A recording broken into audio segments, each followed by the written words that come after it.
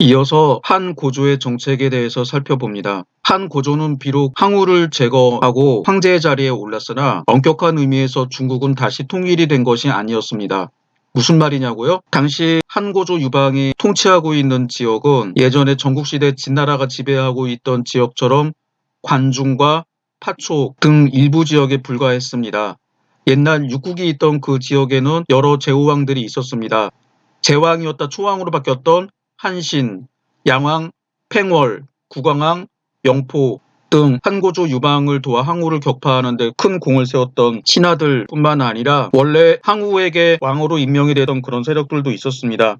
그래서 유방은 이 제후왕들의 독립적인 세력을 인정해 주는 정책을 취하게 됩니다. 이처럼 한 나라가 황제가 직접 통치하는 군현지역과 그리고 제후왕들이 통치하는 제후왕국으로 이원화된 이런 정책을 군국제라고 합니다. 이 군국제라고 하는 용어는 일본 학자들이 만들어낸 용어인데 중국 학자들은 쌍괴제라고 합니다. 쌍은 불쌍자, 괴자는 궤도할 때 쓰는 괴자인데 주로 법률이나 제도를 뜻합니다. 그래서 쌍괴제는 두 가지 제도, 즉 군현지배 체제와 제후왕국의 독립이라고 하는 두 개의 제도로 운영했다라고 하는 제도입니다. 이 부분에 대해서는 제가 우리나라 최고의 전문가입니다. 저는 1990년대 출토되었던 장가산항간을 분석을 해서 장가산항간 2년 율령 진률에 나오는 현 이름들이 있습니다. 그 현 이름들이 한 나라의 직할 군현에 속한다라고 하는 거를 세계 최초로 입증을 했습니다. 그리고 이제 군국제의 특징을 살펴봤는데 제후왕들은 기본적으로 중국의 황제들처럼 연호를 사용합니다. 그래서 왕이 즉위한 지 무왕 1년, 2년, 3년, 4년 그런 식으로 자기의 연호를 사용하는데 당시에는 이를 기년이라고 불렀습니다. 그리고 제후왕들은 중앙정부에서 파견하는 태부나 승상을 제외한 나머지 관리들을 스스로 임명할 수가 있었습니다. 그래서 진짜로 자기 왕국 안에서는 왕노릇을 하는 상황이었습니다. 한고조 유방은 황제로서 시기와 질투가 많은 사람이었습니다. 황제의 기본적인 덕목은 세 가지입니다. 첫 번째 시기 질투, 두 번째 독점, 권력 독점, 세 번째 무책임.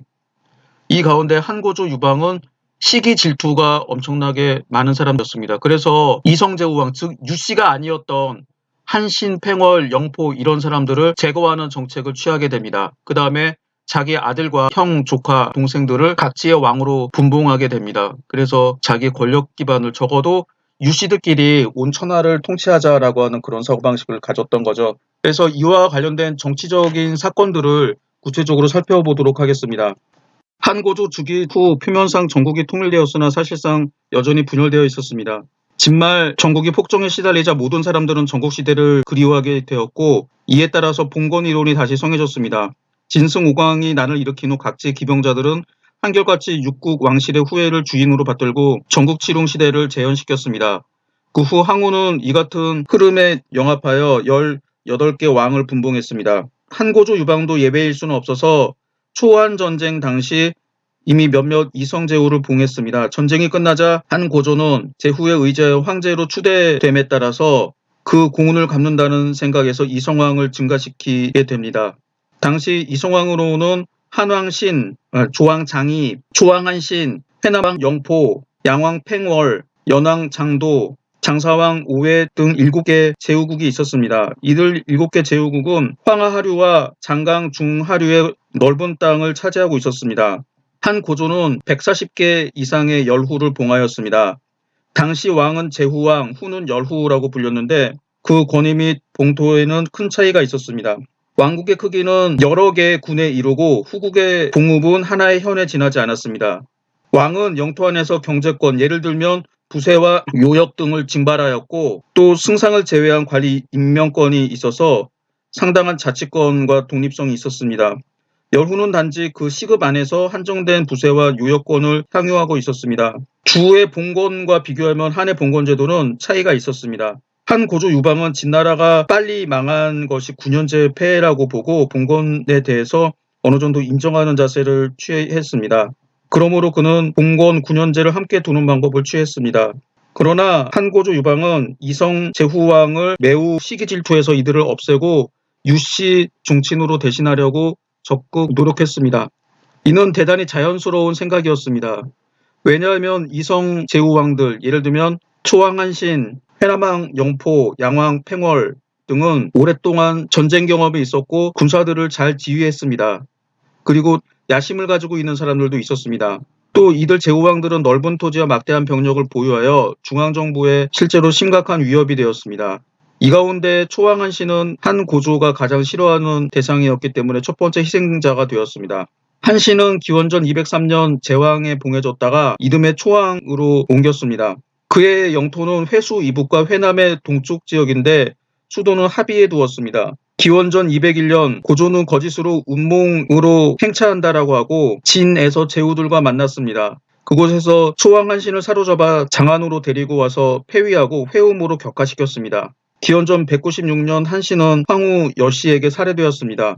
다음은 한왕신입니다.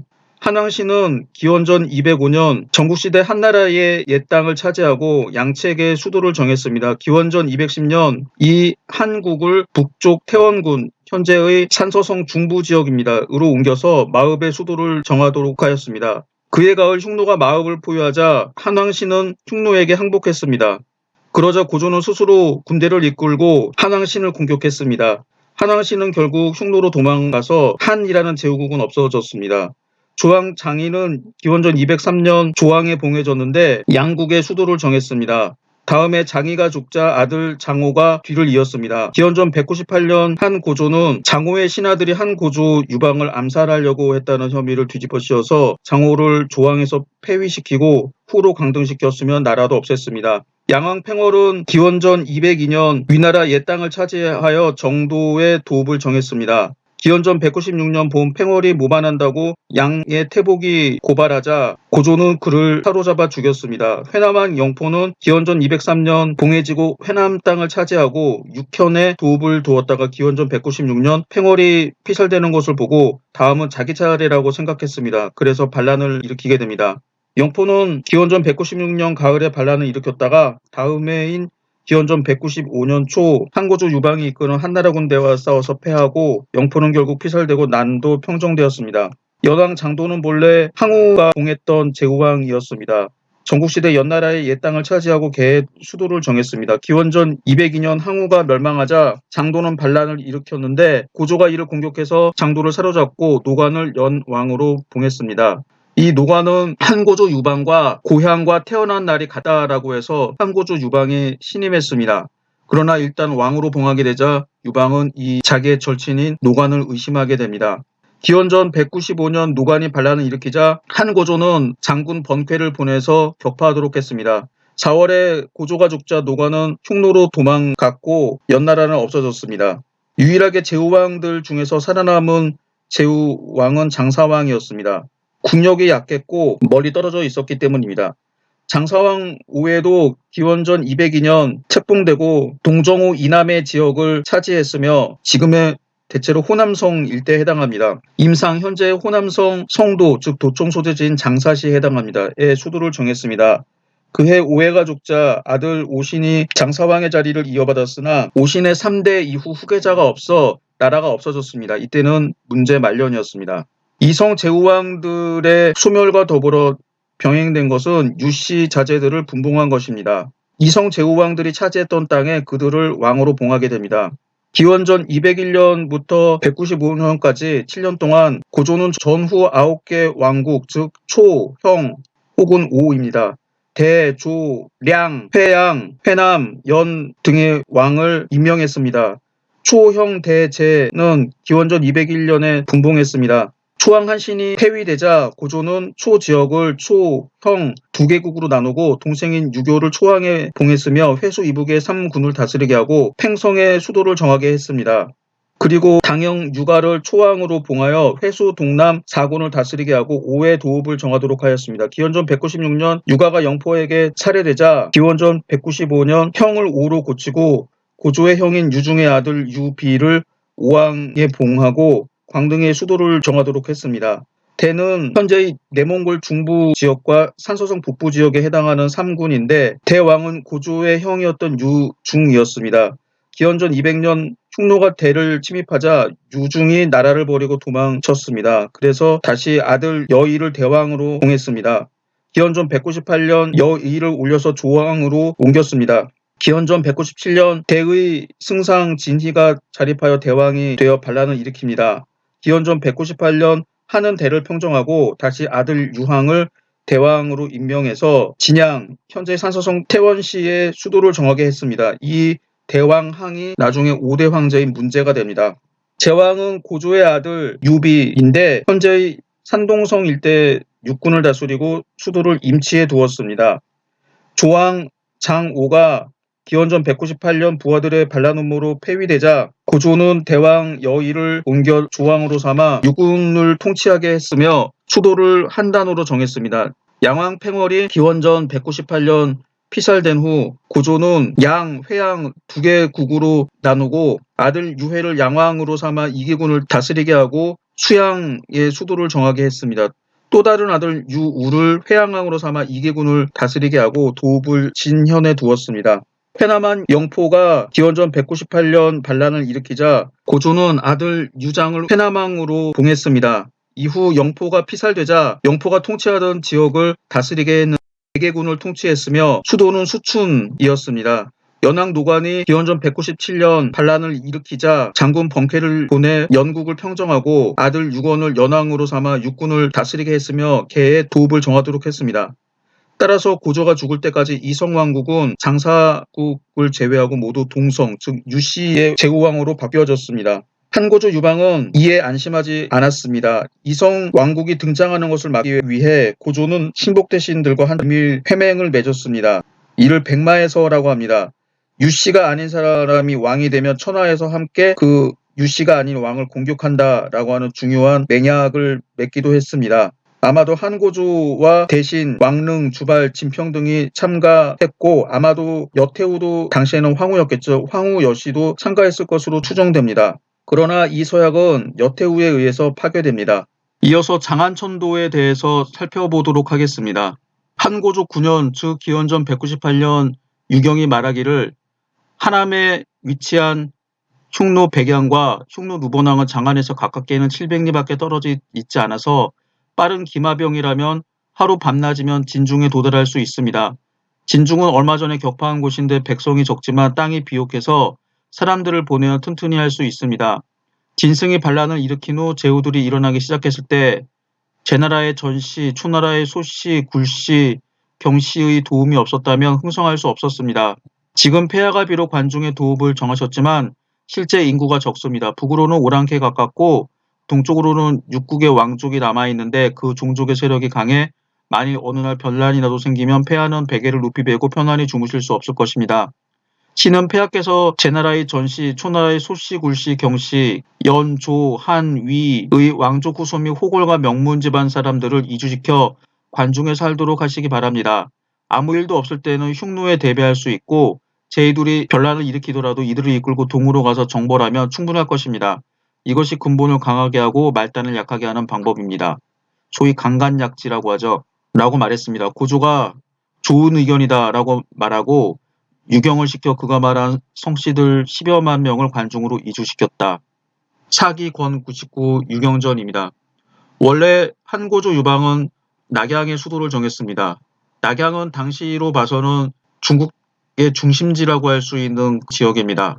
그런데 낙양은 당시 주변의 제후왕들의 영토와 가까운 지역이었고 방어하기에 그다지 좋은 지역은 아니었습니다. 그래서 유경이 반중지역으로 천도하자라고 한 것입니다. 그래서 한고조 유방은 유경과 장량의 건의를 받아들여 수도를 장안으로 옮깁니다. 원래는 함양의 수도를 정하려고 했는데 항우가 함양을 완전히 불태웠기 때문에 위수 이남의 궁전을 재활용 혹은 재건축해서 그 지역의 수도를 정했습니다. 그 지역이 현재의 섬서성의 성회 즉 노총 소재지인 서안에 해당하는 지역입니다. 그래서 한고조가 장안의 수도를 정한 거는 유경이 한 말에 잘 나와 있습니다.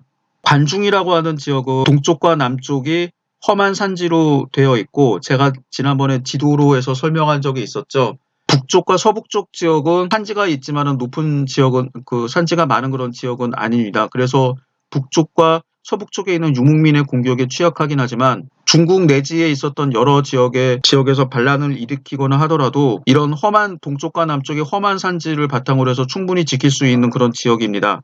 그래서 이런 지리적인 이점 때문에 아직 제후왕들이 있었던 이 시기에 수도를 공격받기 쉬운 낙양보다 서쪽이었고 동쪽과 남쪽, 즉 중국 내지에 있는 지역으로부터 공격을 막을 수 있는 장안의 수도를 정했습니다.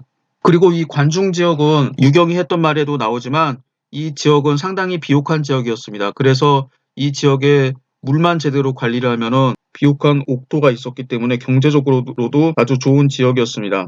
그리고 이 다음에 유경이 장안천도와 아울러서 건의했던 정책이 육국 지역에 있었던 왕족들과 주요 지배층들을 전부 관중으로 강제로 이주시킨 정책입니다. 여기서 나오는 제나라의 전씨는 제나라의 왕족입니다. 초나라의 소씨, 굴씨, 경씨는 초나라의 왕족은 본래 웅씨라고 하는데 이 웅씨들의 그 한 계파입니다. 그러면서 이 소씨, 굴씨, 경씨도 대대로 지배층으로서 왕실 일족으로서 초왕실을 지키는 세력이 되었습니다. 그래서 이런 성씨들 그다음에 연, 조, 한 위의 왕족들과 지방 호족들, 명문에 속하는 이런 사람들을 관중에 이주시키도록 했습니다. 이런 사람들을 강제 이주시키게 됩니다.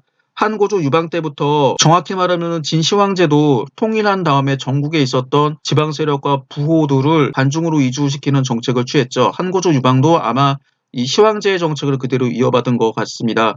그러나 좀 차이가 있다라고 하면 한고조 때에는 이런 이주시켰던 사람들을 자신이 만든 능 근처에다가 강제적으로 이주시킵니다. 그래서 이런 정책을 능읍사민이라고 합니다. 한편으로는 이 사람들을 동원해서 자기가 죽으면 묻힐 그런 능을 만들게 하고 그 지역에 살면서 능을 지키도록 했다고 하죠. 일본 학자 학간 하행의 주장에 따르면 이 한고조 유방이 세웠던 장능을 시작으로 해서 여러 능들이 위치하게 되는데 이 능들이 위치하는 지역이 성국거 때였다라고 합니다.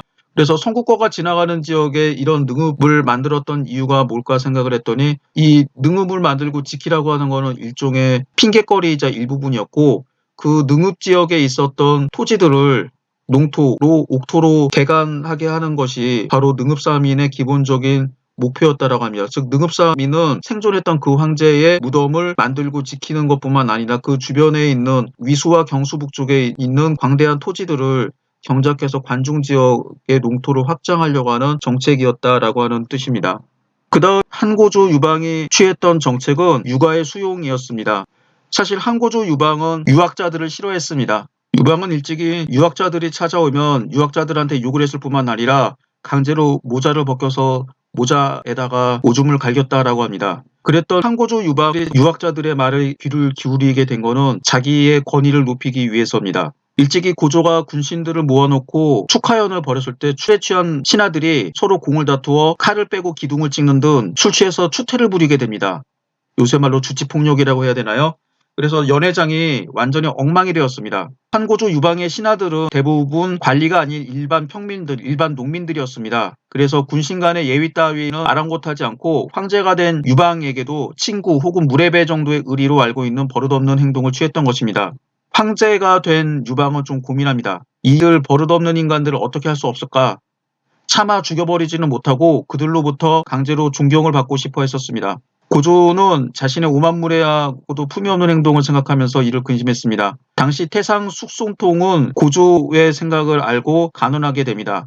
대체로 유생은 함께 영토를 넓히고 천하를 취하는 것은 어렵습니다만 천하가 평정된 다음에 함께 지킬 수는 있습니다. 신이 노나라의 유생들을 불러서 신의 제자들과 함께 조정의 의식을 제정하겠습니다. 숙송통은 진나라 때 문학으로 박사가 되어 이세 황제의 궁정에서 출입했던 사람이었습니다. 숙송통의 진언을 들은 고조는 어렵지 않게 만들 수 있겠는가? 라고 묻습니다. 숙송통은 신은 고대의 예와 진나라의 의식을 참고해서 그것을 시세와 인정에 따라 간략하게 만들고자 합니다. 라고 대답했습니다. 고조는 시험 삼아 해보되 다만 알기 쉽고 내가 능히 행할 수 있도록 헤아려서 만들도록 하라 라고 허락합니다. 이에 숙송통은 사자를 노나라에 보내 유생 30여 명을 불러오게 하여 임금의 좌우에서 학문하는 자와 그의 제자들 100여 명과 함께 야외에 면체, 예를 강할 때 띠를 묶어 세워 좀비의 차례를 표시하는 일입니다. 를 설치하여 예를 익혔습니다. 한 달 정도 지난 뒤에 폐하께서 한번 보시옵소서 라고 아뢰었습니다. 고조는 예를 행하는 모습을 보고 이만하면 나도 할 수 있겠다라고 말했습니다. 이에 군신에게 명하여 이 예법을 익혀 10월부터 조정에서 실시하도록 했습니다. 기원전 200년 장락궁이 완성되자 제후와 신하들이 모두 입조하여 10월에 의식이 거행되었습니다. 궁전 아래에는 공신, 열후, 장군, 군리들이 차례대로 서쪽에 늘어서자 동쪽을 향하고 문관은 승상 이하 차례대로 동쪽에 늘어서서 서쪽을 향했습니다. 이에 황제가 가마를 타고 방을 나오면 제후왕 이하 녹봉 600석이 이르는 관리가 어전에 인도되어 차례로 조화를 받들어 올렸습니다. 조화의 예가 끝나자 다시 법주, 즉 의식에 사용하는 술입니다. 를 마련해 놓고 신하들이 궁전 위에서 모시고 앉는데 모두 엎드려서 머리를 숙이고 지휘의 고하에 따라 일어나 황제에게 술을 바쳤습니다. 조회를 마치고 술잔치를 벌였는데 감히 떠들고 신뢰하는 자가 한 사람도 없었습니다. 고조는 만족하여 오늘에야 황제가 존귀하다는 것을 알았다라고 말하면서 기뻐했습니다. 아마도 숙손통이 이 조정의 의례를 제정하기 전에는 황제도 여러 장군들, 공신들과 마주 앉아서 말을 주고받았던 것 같습니다. 그래서 한고조 유방은 궁중의례를 만들어서 군신 간의 위계질서를 확립하기 위해 숙손통을 크게 등용하게 됩니다. 일찍이 육가는 말 위에서 천하를 얻을 수 있지만 말 위에서 어떻게 천하를 다스릴 수 있겠습니까? 라고 하는 유명한 말을 남겼습니다. 즉 전쟁 때는 장군들이 필요하지만 통치할 때는 문관들이 필요하다라고 하는 유명한 말입니다. 유사품으로 이민족들이 말 위에서 천하를 통치할 수 있지만 한인 관료들 없이 천하를 다스릴 수 없다라고 하는 말이 있습니다. 한 고조 유방이 기원전 195년 4월에 63세의 나이로 죽고 태자 영이 즉위했습니다. 이 사람이 해제입니다. 해제는 고조의 8아홉 가운데 유일한 적자, 즉 황후가 낳은 아들이었고 성격이 솔직하고 후하였으나 너무나 나약했기 때문에 어머니 여씨가 섭정했습니다. 원래 한고조 유방은 태자 영이 아닌 조왕 여의를 후계자로 삼으려고 그랬습니다. 한고조 유방이 사랑하는 척부인 때문이었습니다. 물론 척부인의 백예송사도 있었지만 태자 영이 너무나 유약했기 때문에 황제로서 적당하지 않다라고 생각했습니다. 그리고 척부인이 낳았던 아들인 여의는 자기와 많이 닮았습니다. 여러분들이 혹시 불초라는 말을 들어본 적이 있나요? 제사 지낼 때 불초 아들이라는 표현을 쓰게 되는데 불초라고 하는 뜻이 자기 아버지와 닮지 않았다라고 합니다. 대부분 자세히는 모르겠지만 아버지는 여러 아들 중에서 자기와 닮은 아들을 무척 사랑한다라고 합니다. 이유는 알 수 없습니다. 고조가 태자 영 대신에 조왕 여의를 후계자로 정하려고 하자 장량이 여러 차례 간언했으나 고조는 받아들이려고 하지 않았습니다. 태상, 즉 예의와 제사를 관장하는 기구의 우두머리였던 숙손통은 태자 폐립의 문제에 대해서 목숨을 걸고 반대했습니다.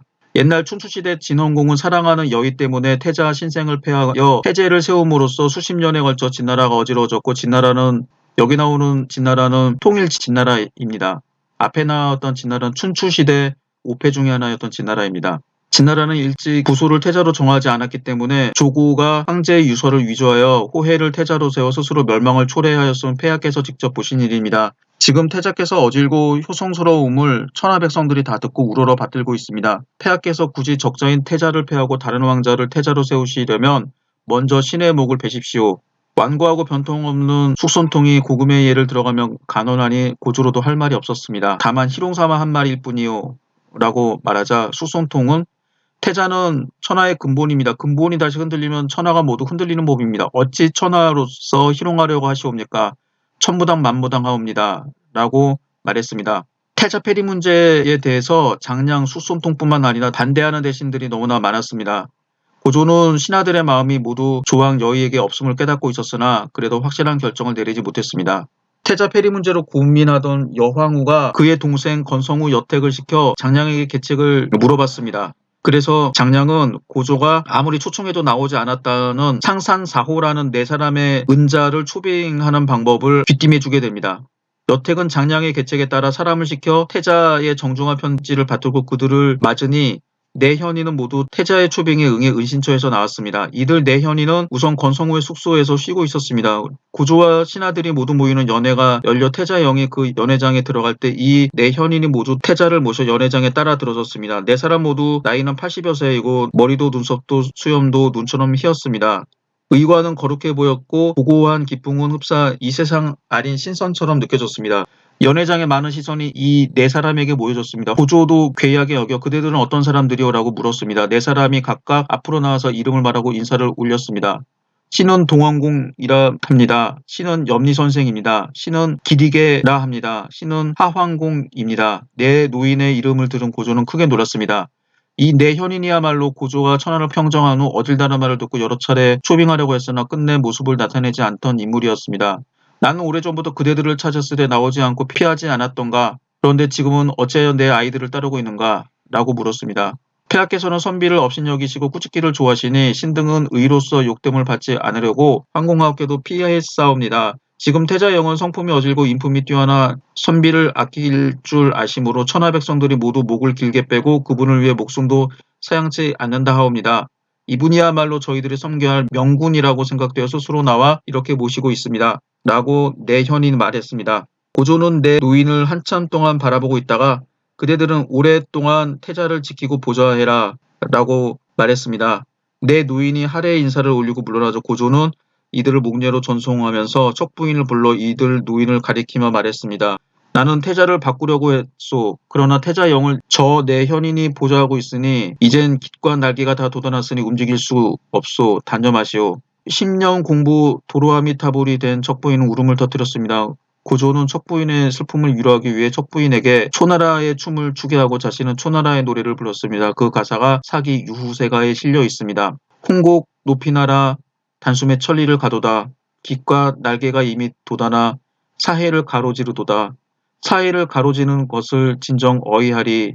중작이 있다 한들 마칠 수가 없도다. 중작은 운이의 줄을 메어 쏘는 화살의 한 종류라고 합니다. 태자영의 곁에는 내현인이 있어 날개가 이미 돋아나서 사해를 날고 있었습니다. 아무리 좋은 활이 있어도 살은 이르지 못하게 되었으나 어쩔 수 없다는 뜻입니다. 고조는 이 노래를 몇 번이고 되풀이하여 불렀으나 척부인은 흐느껴 울 따름이었습니다.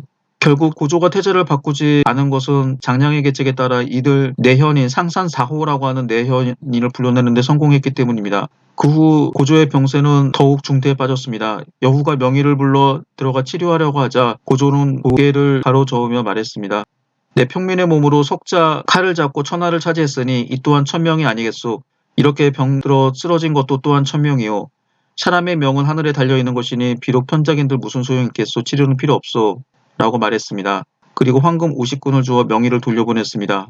고조도 자신의 생명이 다했음을 짐작하고 있었고 여후 또한 그렇게 생각했습니다. 여후는 후계자 문제를 걱정해서 고조의 의중을 떠봤습니다. 태자가 아닌 대신의 후계자 문제였습니다. 소상국도 나이가 많습니다. 그가 죽은 후에는 누가 대신하는 게 좋겠습니까?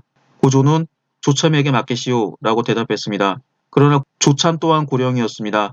여우는 그 다음 차례를 물었습니다. 고조는 왕릉이 적격이지만 조금 우직하니 진평으로 하여금 그를 돕도록 하시오. 진평이 비록 지모가 많으나 단독으로 국사를 담당하기는 어려우니 정치는 왕릉, 진평 두 사람에게 맡기고 주발이 중후하고 소박하지만 유씨를 편안하게 할 사람이니 주발에게 군사 일을 맡겨서 태위에 임명하도록 하시오. 라고 대답했습니다. 여후는 또 다음 차례를 물었습니다. 그러자 고조는 그 후 문제는 당신이 알 바 아니오. 라고 말했습니다. 고조가 죽은 후 고조의 사랑을 두고 다투었던 척부인과 여태후가 싸우게 됩니다. 정확히 말하면 여태후가 척부인을 처절하게 복수하게 됩니다. 고조가 죽자 가장 난처한 처지에 빠진 것은 척부인이었습니다. 여태후는 많은 지지 세력을 가지고 있었지만 척부인이 믿을 수 있는 건 오직 고조 한 사람뿐이었는데 고조가 죽자 척부인은 구림무원의 외톨이가 되었습니다. 여태후는 태자 폐리 문제, 번쾌, 주살음모 등이 척부인이 관련돼 있다라고 생각해서 척부인을 몹시 미워했습니다. 게다가 씨앗을 보면 돌붙여도 돌아앉는다는 말이 있듯이 만년의 남편 유방은 척부인만을 사랑하고 있고 자신들은 멀리했기 때문에 몹시 분하게 생각했습니다. 이들 모자는 용서할 수 없다. 마침내 여태후는 척부인을 죽이기로 했습니다. 그것도 단숨에 쳐 죽이는 것으로는 직성이 풀리지 않았습니다. 그녀는 역사상 가장 잔인하기로 유명한 방법을 썼습니다. 여태후는 먼저 척부인을 영왕에 가두었습니다. 영왕이란 원래 후궁들이 거처하는 곳으로 여러 개의 방이 거리처럼 쭉 배열되어 있기 때문에 붙여진 이름이며 또한 후궁이 죄를 범했을 때 취재하던 곳이었습니다. 척부인은 머리를 깎이고 재갈이 물려졌으며 빨간 옷이 입혀지고 그곳에서 방아를 찢는 벌이 내려졌습니다. 척부인을 가두은 여태후는 척부인의 아들 여의를 장안으로 불렸습니다. 조왕 여의는 조나라에 있었습니다. 모자를 한꺼번에 죽일 생각으로 조왕 여의에게 장안으로 돌아오라고 한 것입니다. 이때 조의 재상은 권평후 주창이었습니다. 그는 여태후가 척부인과 조왕을 함께 죽이려고 하는 것을 짐작하고 고조께서는 신에게 조왕을 위탁하셨습니다. 조왕은 지금 병석에 누워있으므로 감히 예골하라는 조서를 받을 수가 없습니다. 라고 거절하며 사자가 3번이나 되풀이하여 왕복하였습니다. 여태후는 크게 노하여 주창을 다시 소환하도록 명령하였습니다. 조왕 여의의 일이라면 고조의 유명을 구실로 응하지 않을 수 있지만 주창 본인은 자기 자신에 대한 문제에는 따르지 않을 수 없었습니다. 주창이 장안으로 가자 여태우는 다시 사자를 보내 조왕 여의를 불렀습니다. 해제는 조왕 여의가 궁중에 오면 여태우에 의해 살해될 것을 알고 패상까지 나가서 동생 조왕 여의를 맞이했습니다. 그리고 조왕 여의와 침식을 같이 했습니다. 그러던 어느 날 해제는 아침 일찍 사냥을 나갔습니다. 이때 여의는 너무 어려서 아직 자고 있었기 때문에 같이 사냥에 나갈 수 없었습니다. 날이 새기 전에 돌아오면 아무 일 없겠지라고 생각하고 해제는 사냥을 나갔던 것입니다. 해제는 이처럼 인자하여 동생을 보호했지만 지키는 사람 16 도둑놈 하나 못 당한다는 격으로 결과는 너무 뜻밖이었습니다. 틈을 엿보고 있던 여태우는 사람을 시켜 미리 준비하고 있던 짐제라는 독조의 깃과 털로 빚은 술입니다. 를 조왕한테 권하여 마시게 했습니다. 짐주를 마셨다 하면 살아날 길은 없었습니다. 여우는 이렇게 조왕 여의를 살해하고 영왕에 가던 척부인을 죽여 원한을 씻으려고 하였습니다. 여우는 먼저 척부인의 두 손과 두 다리를 끊고 눈을 도려내고 귀를 잘라 귀머거리로 만든 다음 약을 먹어서 벙어리로 만들었습니다. 그리고 변소에 갖다 놓고 인간돼지라고 이름 붙였습니다. 며칠 후 여태우는 이 인재를 자기 아들 해제에게 보였습니다. 해제는 이 인간돼지가 척부인임을 알고 충격을 받은 나머지 병이 들어 그 후 1년 동안 병석에 누워있으면서 사람을 시켜 여태우에게 다음과 같이 그의 심정을 털어놓았다고 합니다. 이것은 인간으로서 참아야 할 짓이 아닙니다. 나는 어머니 아들로서 양심상 도저히 천하를 다스릴 수 없습니다. 해제는 이때부터 정치를 포기하고 술과 여자를 가까이 했습니다. 이 때문에 정치의 대권은 여태우가 쥐게 됩니다. 이런 일화를 보면 고조가 끝까지 태자를 바꾸려고 했던 것은 단순히 척부인을 사랑했기 때문이 아니라 태자의 이가 유약함이 불안했기 때문이라고 하는 추측은 충분히 설득력이 있습니다. 이런 여성들의 치정 싸움에는 잔인했던 여태우였지만 정치를 잘했다라고 합니다. 태사궁 왈 효해 황제와 고후 시절에는 백성들은 전국시대의 고통으로부터 벗어날 수 있었으며 군실은 모두 무위의 경지에서 안식하려고 하였다. 그러므로 해제는 팔짱만 끼고 아무 일도 하지 않았고 고후가 여성으로서 황제의 직권을 대행하여 모든 정치가 방안에서 이루어졌지만 천하가 태평하고 안락했다. 형벌을 가하는 일도 드물었으며 죄인도 드물었다. 백성들이 농사의 일에 힘쓰니 의식이 나날이 풍족해졌다. 여기서 말하는 고후는 고조의 황후입니다. 여태우를 지칭합니다. 여태우는 해제와 2명의 소제, 이 3명의 황제 시대에 사실상 황제로 군림하며 통치했습니다. 그래서 사기에는 고후 본기가 있습니다. 나중에 여성을 황제도 아닌 여성을 본기에 넣었다고 해서 비난을 받았지만 사마천이 보기에 이 당시 실질적인 황후는 여태우였습니다. 여태우는 15년 동안의 섭정기간 동안에 무위의 정치 원칙을 계속해서 백성들을 편안하게 다스렸습니다. 그리고 해제 주기 초에 조세를 15분의 1로 삭감했습니다. 이것은 고조 때 제정했다가 한때 폐지했던 것을 다시 실시한 것이었는데 진대의 2분의 1 이상을 징수했던 것과 비교해보면 많이 경감된 것입니다. 그리고 진나라 때의 가혹한 법률이었던 협서유를 폐지하고 기원전 191년의 일입니다. 기원전 197년에는 삼족제와 유언령 등을 없앴습니다. 이 여태우가 섭정을 하게 됐던 가장 큰 중요한 이유는 공신 효하와 조참이 재상으로 있었기 때문입니다.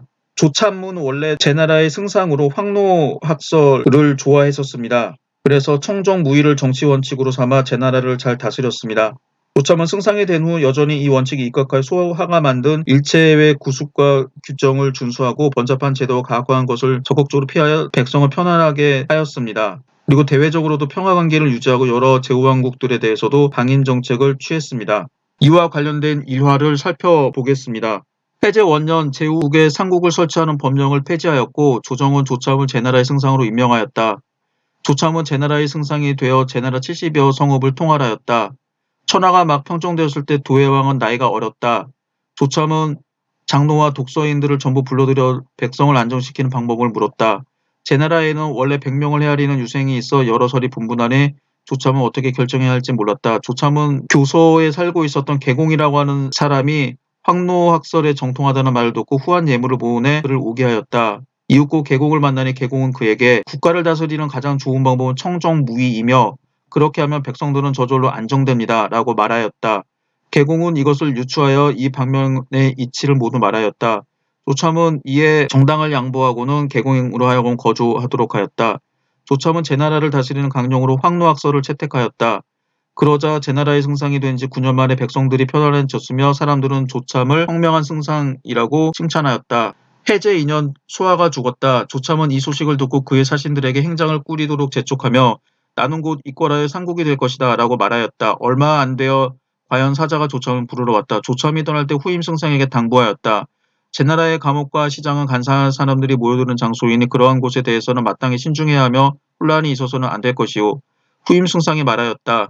국가를 다스리는 일로 이보다 중요한 것이 없습니까?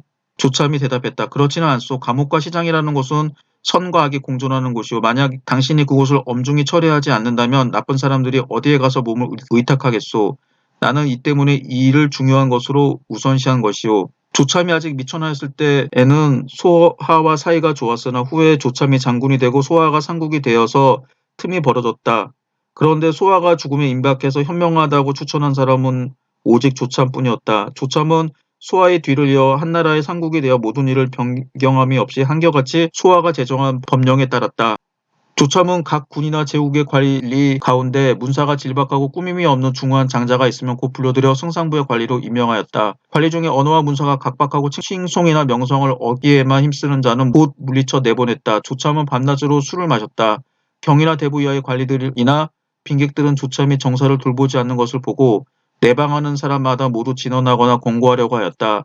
그런 사람이 찾아오면 조참은 곧 맛있는 술을 마시게 하였고 조금 지나서 할 말을 하려고 하면 다시 술을 권하여 취하게 한 뒤에 돌려보내어 방문한 사람이 끝내 말을 꺼내지 못하도록 하였다. 이러한 일들은 항상 있는 일이었다. 상국의 집 후원은 관리들의 숙사와 가까웠는데 관리들은 숙사에서 하루 종일 술 마시고 노래하며 큰 소리로 떠들어댔다. 조참의 수종관리들이 그들을 미워하여서는 어찌할 방도가 없었다. 이윽고 그 수종관리는 조참에게 후원에 나와 놀게 하고 관리들이 취하게 떠들고 노래하는 것을 듣게 하여 상국이 그들을 불러 처리하기를 바랬다. 그런데 조참은 도리어 술을 가져오게 하여 술자리를 벌여 그들과 같이 마시기 시작하여 고성방가하며 그 관리들과 사이좋게 지냈다. 조참은 관리들의 사소한 부분을 보면 오로지 숨겨주고 덮어주니 상국부에서는 거의 문제가 일어나지 않았다. 조참의 아들 조줄은 중대부였다.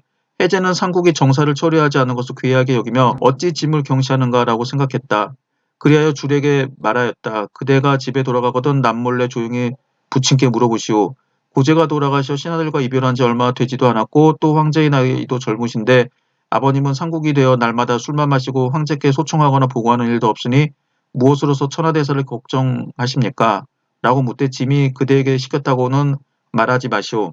줄이 휴가를 얻어 집에 와서 부친을 모시고 있다가 해제의 말대로 부친에게 간언하였다. 그러자 조참은 크게 화를 내며 줄의 종아리를 200대나 때리고서 말하였다. 빨리 궁에 들어가 황제를 모시기나 하여라. 천하의 일은 내가 말할 것이 아니다. 조회할 때 해제는 조참을 나무라며 말하였다. 왜 줄을 그렇게 혼냈소? 지난번 일은 짐이 시켜 그대에게 간언케 한 것이었소. 조참은 관을 벗고 사죄하여 말하였다. 폐하께서 보실 때 폐하와 고제 중 누가 더 성명하고 영무하심이 낫다고 생각하십니까? 짐이 어찌 선제를 넘보리오? 폐하께서 보실 때 저와 소하 중 누가 더 능력이 있다고 생각하십니까? 그대가 못 미칠 것 같소. 조첨이 말하였다. 폐하께서 말씀하신 것이 옳습니다. 또 고제와 소하가 천하를 평정하고 법령도 이미 밝게 정하셨습니다. 폐하께서는 팔짱만 끼고 계시고 저희들은 직분을 지키면서 옛 법도를 따르기만 하고 잃지 않는 것이 또한 좋지 않겠습니까? 해제가 좋소. 이제 그대는 쉬도록 하시오라고 하였다. 조참이 한나라의 상국이 된 지 해수로 3년이 되어 죽자 시호를 의후라고 하였다. 아들 줄이 후에 자기를 계승하였다. 백성들이 이런 노래를 불렀다. 소아가 제정한 법 일자처럼 밝고 고단네. 조참이 대를 이어 지켜가며 잃지 않았네. 청정무의 정책 집행하니 온 백성이 한결같이 편안하네. 여기서 나온 것처럼 황노수를 쉽게 말하면 정치적인 방임 정치라고 할 수 있습니다. 황노 사상은 황은 우리나라의 단군처럼 중국의 시조라고 하는 황제이고 노는 도가 사상의 창시자인 노자입니다. 그래서 겉으로는 황제와 노자의 사상을 따르는 여러 가지 미신과 자유방임을 바탕으로 한 사상이라고 할 수가 있겠습니다. 그래서 이런 황노 사상을 통해서 정치를 했기 때문에 아주 잘 되었습니다. 그러나 문제는 여태우가 만들었습니다. 여태우는 정치를 잘했지만 여씨 일족들을 우대했으며 심지어 왕으로 봉하기도 했습니다. 기원전 187년 여태우는 여씨를 왕으로 봉하려고 했는데 공신파였던 우승상 왕릉이 백마의 설을 이후로 반대했고 이 때문에 물러났습니다. 여태우는 우승상이 된 진평과 태위 주발과 서로 의논하였습니다. 두 사람은 비록 공신파에 속했지만 감히 반대하지 못했습니다. 여태우는 그녀의 아버지 여공, 오빠 여택을 왕으로 봉했습니다. 뒤이어 여택의 아들 여대를 여왕으로 봉하고 제나라의 제남군을 나누어 여국을 새로 만들었습니다. 기원전 184년 동생 여수를 임광우에 봉했습니다. 여태가 여후 2년 즉 기원전 186년에 죽자 그의 아들 여가가 계승했으나 그는 교만하고 방종하여 기원전 182년 폐위되고 여태의 동생 여산이 여왕으로 봉해졌습니다. 기원전 181년 조왕 우가 왕후 여씨를 좋아하지 않자 여태우에게 쫓겨나고 살해되었습니다. 양왕회를 옮겨 조왕으로 임명하고 여산을 양왕으로 봉했습니다. 그래서 여국은 없어지게 됩니다. 조왕 유회가 그의 왕후 여씨의 간섭 때문에 좌절하고 자살하게 되자 여태우는 자기의 오빠 여석의 아들 여록을 조왕으로 봉했습니다. 그의 연왕 건이 죽자 나라를 없앴습니다. 기원전 180년 다시 여태의 아들 여통을 연왕으로 봉하고 여통의 동생인 장을 여후로 삼았습니다. 이러한 조치는 자연히 공신들의 원한을 사게 됩니다. 기원전 180년 7월 여태우가 중병에 걸리자 비밀이 여록에게 도성호위를 담당하는 북군을, 여산에게는 궁정호위를 맡는 남군을 지휘하도록 하여 대신들의 반란을 막으려고 했습니다. 그달에 여태우가 죽자 유조를 내려 여산을 상국 여록의 딸을 소재홍의 황후로 삼았습니다. 여태우는 생전에 몇몇 여씨 딸을 유씨 제왕들에게 출가시켰고 유명으로 여씨의 딸을 황후로 삼았는데 여태우의 목적은 유씨와 여씨가 함께 천하를 통치하는 것이었지 여씨가 유씨를 대신하려는 의사는 없었습니다. 과연 공신들이 그렇게 생각했을까요? 한편 공신파는 일찍이 여씨들을 적시하였는데 여후 말기에 공신파 진평과 주발은 서로 긴밀히 협력하여 여씨들에 대한 방비를 철저히 하고 있었습니다. 그 밖에 그들은 여씨에 대하여 격렬히 반대하고 있는 종실인 주어우 유장과 연합했습니다. 유장은 제왕 유비의 아들로 당시 제왕인 유양의 동생이며 여록의 사위이기도 했습니다. 그는 여씨들을 제거하고 그의 형을 황제로 옹립하려고 했습니다. 여태우가 죽자 정세가 크게 바뀌었습니다. 먼저 여씨토부를 명분으로 제에서 군대를 일으켰습니다. 여사는 또 다른 공신인 관영을 보내 이들을 맡게 하였으나 관영은 비밀리 제와 연합하여 제왕에게 돌아갈 기회를 보도록 하고 그 자신은 평양에 머물면서 전진하지 않나 여씨를 위협하는 형세가 되었습니다.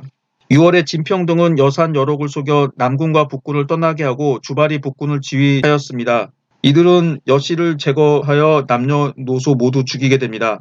정변에 성공한 후 공신들은 소재홍과 효태제의 봉투를 받았던 몇몇 아들들이 실제로는 여씨가 다른 사람의 아들들을 취하여 세운 것이므로 모두 유씨의 아들이 아니었기 때문에 또 그들이 여씨를 위해서 복수할까 두려워하여 다른 황제를 세우도록 결정했습니다. 당시 제왕 양이 고조의 장손으로 제위에 오르려고 무척 노력하였으나 공신들은 그의 장인인 사균의 형포가 두려워 고조의 서자인 대왕 항을 맞아들였습니다. 대왕항은 사람됨이 어질고 효성스러웠으며 또 관후하였으며 모가인 박씨도 근신하고 착하였습니다. 9월 말에 대왕이 장안으로 와서 즉위하여 문제가 되었습니다. 이 이후 즉위한 문제와 문제 아들 경제시대 때에는 천하가 태평했다라고 합니다. 그래서 문경지치라고 해서 문제와 경제 시기의 태평지치를 지칭하는 용어가 되었습니다. 이 시대 주요 정책은 경제적인 자유방임 정책이었습니다. 여민휴식이라고 하는데 그래서 큰 토목공사를 벌이지 않고 백성들이 자유롭게 생업에 종사하도록 하고 국가가 경제 문제에 대해서 적극적으로 개입하지 않았습니다. 이 문제와 경제시대의 가장 중요한 문제는 제후왕국들의 문제였습니다. 경제와 문제는 제후왕국들의 봉지를 삭감하는 정책을 취하였는데 이에 대한 반작용으로 일어난 게 해남왕 유장의 난과 기원전 154년에 벌어졌던 오초칠국의 난입니다. 여기서는 문제 경제시대 때 정치를 주로 살펴보도록 하겠습니다. 문제는 즉위 초 먼저 대신들의 병권을 거둬 자기들의 부하들이 남군과 북군을 지휘하도록 하고 궁전을 관리하는 임무를 맡도록 하였습니다. 이것으로 보아 그의 기지와 지모가 남들보다 뛰어났음을 알 수 있습니다. 그 밖에 문제는 많은 미덕을 가지고 있었습니다. 예를 들면 스스로 검약하고 주로 흑색 제포를 입고 황후와 후궁들에게도 검소하도록 하였으며 직간을 받아들이고 비방 요원죄를 폐지하였으며 충원을 구하였습니다. 또 황제가 지키기 어려웠던 법도 잘 지켰습니다. 문제는 비록 절대적인 권위를 가지고 있었으나 법률이 개인의 애증 때문에 파기되지 않도록 하였습니다. 백성에 대한 자애, 정사에 대한 부지런히 힘씀, 정근왕과 인재에 대한 주의 등 모든 것이 그가 가지고 있는 장점이었습니다. 따라서 그는 조황제로서의 조건을 구비하고 있었습니다. 그러나 이전 시대에 남겨놓은 난제를 해결할 수 없었습니다. 이 난제는 모두 황노 사상에 기반한 무의 정치에서 비롯됐습니다. 이런 정치 원칙은 비록 백성들한테 쉽게 하여 국가가 번영하게 되었으나 분해에 넘치는 방임은 내정 외교에 큰 위험이 되었습니다. 당시 가장 큰 난제는 제후왕 및 흉노 문제였습니다. 각 제후왕국은 한 시기 동안 안정되어 있었기 때문에 인구가 크게 증가하고 실력도 증가하였습니다. 중앙정부에서는 무의 정치 원칙 아래 열국의 내정에 별로 간섭하지 않았기 때문에 제후왕의 교만과 방종을 가져왔습니다. 동시에 문제가 제후로서 대통을 이었기 때문에 이전에 자기 지위와 같은 제후왕들을 지나치게 구속할 수 없어서 그들의 야심을 조장하게 되었습니다. 문제 즉위 초에 이미 전부터 있었던 제후왕국은 초, 오, 제, 회남, 장사 등 5나라였고 여태후 때 다시 봉한 여씨의 조, 양, 연 3국과 해제 아들을 봉했던 회양국이 있었습니다. 이들은 모두 여씨 사건 이후 없어졌고 대왕도 문제의 계승으로 왕위가 비었습니다. 문제는 기원전 179년 고조의 당제인 유택을 연왕으로 봉하고 조왕 우의 아들 수를 조왕으로 봉했습니다. 기원전 178년 다시 조를 나누어 조왕 우의 작은 아들 벽광을 하간왕, 제의 지역을 나누어 주허우 유장을 성양왕, 유장의 동생 흥거를 제부광으로 봉했습니다.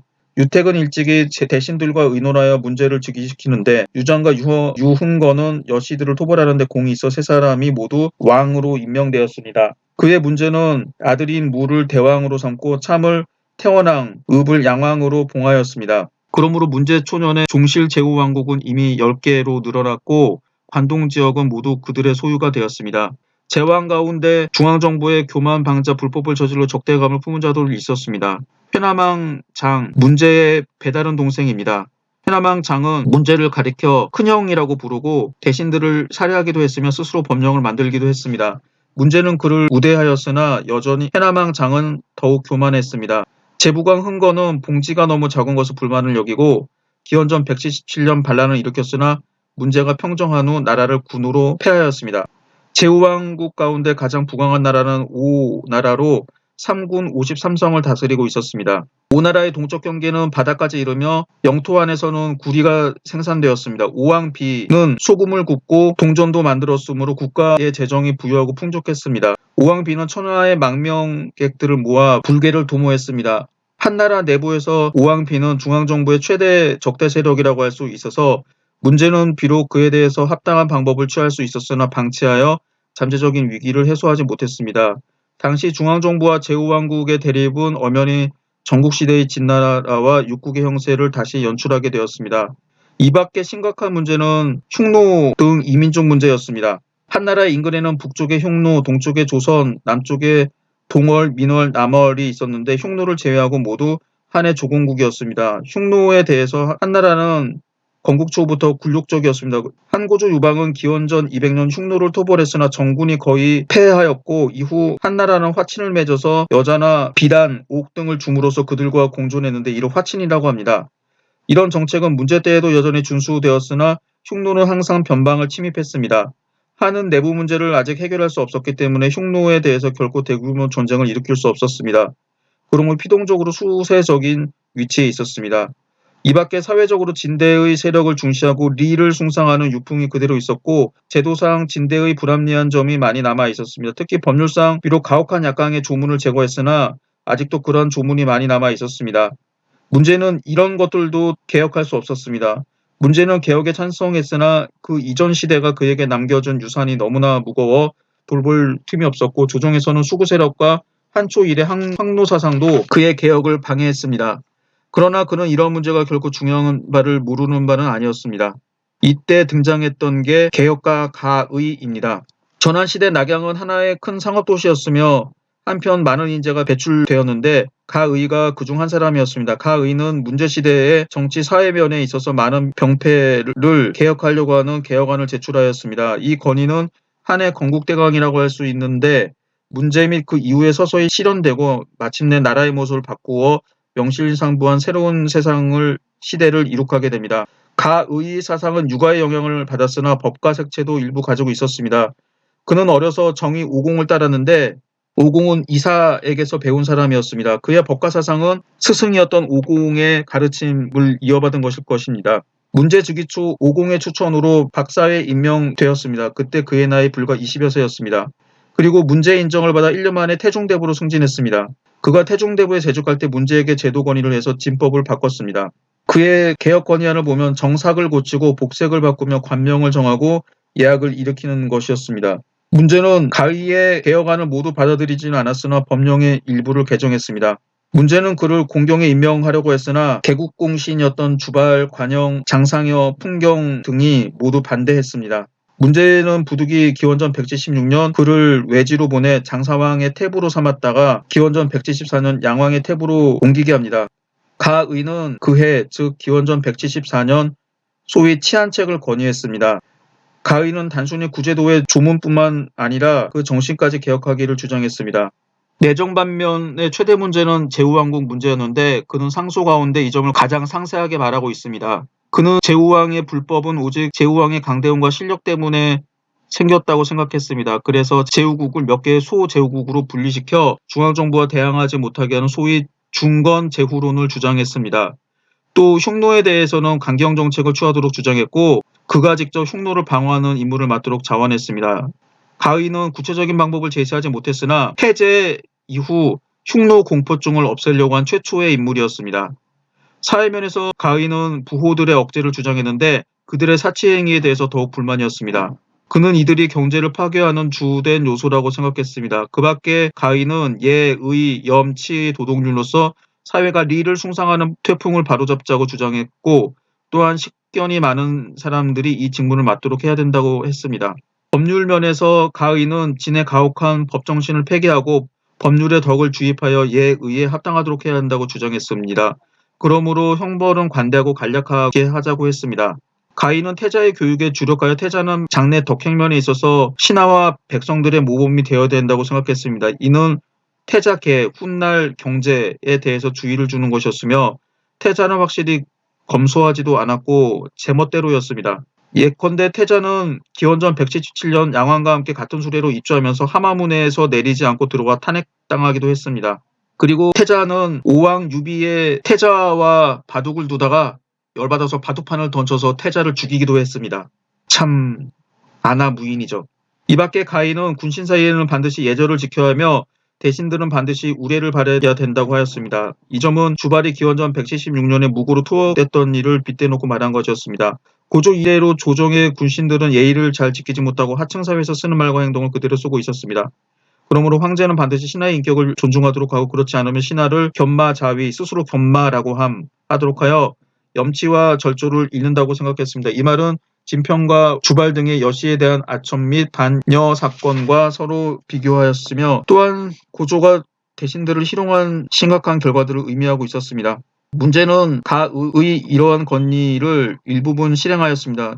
기원전 196년 양회왕 의비 죽자 가의가 또한 회양왕 무를 양왕으로 옮겨서 산동을 방어하도록 건의했습니다. 무제는 이를 따랐습니다.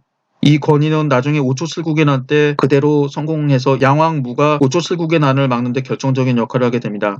양의 지역은 북쪽으로 태산, 서쪽으로 고양에 이르는 40여 현을 관할했습니다. 기원전 165년 제문왕 측이 죽자 아들이 없었습니다. 그 해에 문제는 다시 가의의 정책에 따라서 제나라를 6개 제후왕국으로 나누고 제도해왕 유비의 6아들을 봉했습니다. 즉 장렬을 제왕, 지를 제부광, 현을 티천왕, 웅거를 교동왕, 앙을 교소왕, 벽광을 제남왕으로 봉하였습니다. 그해 다시 회남을 셋으로 나누어 회남 여왕 장의 세 아들 중 안을 회남왕, 발을 형산왕, 살을 여강왕에 봉했습니다. 본래 회남왕 장은 문제 6년에 모반하여 촉으로 패하여 중도에서 죽고 회남에는 여러 해 동안 왕이 없었습니다. 문제 12년 유장의 아들 성양왕 선을 회남왕으로 봉했다가 다시 선을 성양왕으로 봉하였고 회남을 삼국으로 나눈 것입니다. 이 밖에 문제는 신하의 예절 방면에 대해서도 많은 것을 개선했습니다. 즉 가의의 상소 후에 대신은 죄를 짓게 되면 자살하도록 하고 처형하지는 않았습니다. 그 밖의 부분에서 개혁은 문제 이후의 일이었습니다. 조조는 가의를 계승해서 나타난 정치개혁가입니다. 영천군 사람이었습니다. 어려서 신상, 즉 신부례와 상항의 성명, 즉 법과 사상을 배웠고 복생에게서 상서를 배워 육아와 법과의 학문을 겸하였습니다. 이는 가의와 비슷했습니다. 문제 때 태자가령이 되어 태자계의 신임을 받았습니다. 기원전 169년 조조는 흉노와 중국의 전술의 장단점을 논하는 상서를 올려 대단히 칭송을 받았습니다. 그는 또한 백성들을 변방으로 이주시켜 흉노를 막도록 건의했습니다. 그 다음에 다시 백성들한테 자귀를 주어 변방에까지 식량을 수송하도록 장려하여 변방의 군량으로 충동하도록 건의하자 문제가 이를 받아들였습니다. 이것은 일본 학자들이 납속 수작제라고 하는데 임용고사에 출제된 적이 있습니다. 기원전 157년 문제가 죽고 태자계가 즉위하였습니다. 이 사람이 경제입니다. 경제는 조조를 좌내사로 삼아 항상 국정을 함께 결정하고 그의 말은 듣지 않는 것이 없었습니다. 당시 정치상의 최대 난제는 역시 제후왕국의 통제 문제였습니다.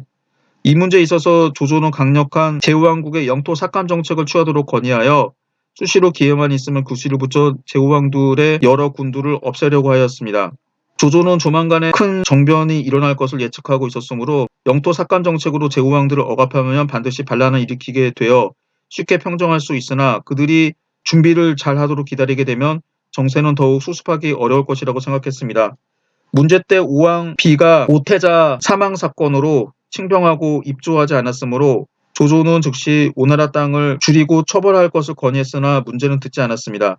오왕 비는 이때부터 더욱 강력해진 국력을 믿고 횡포스러웠으므로 경제 때 다시 이 방법을 제안하게 됩니다.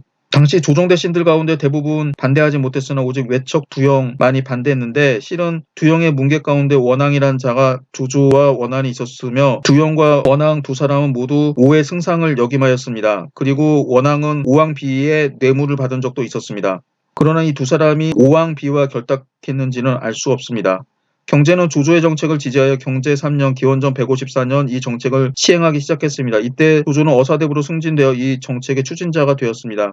이에 한 조정은 서로 다른 제목으로 초나라의 동해군, 조의 상산군과 교서의 육현을 삭감하고 오의 광릉군과 예장군을 없애도록 하였습니다. 당시 광릉군은 소금산지였고 예장군은 구리산지였으므로 오나라의 두 가지 가장 재정 큰 수입원을 없애도록 한 것입니다.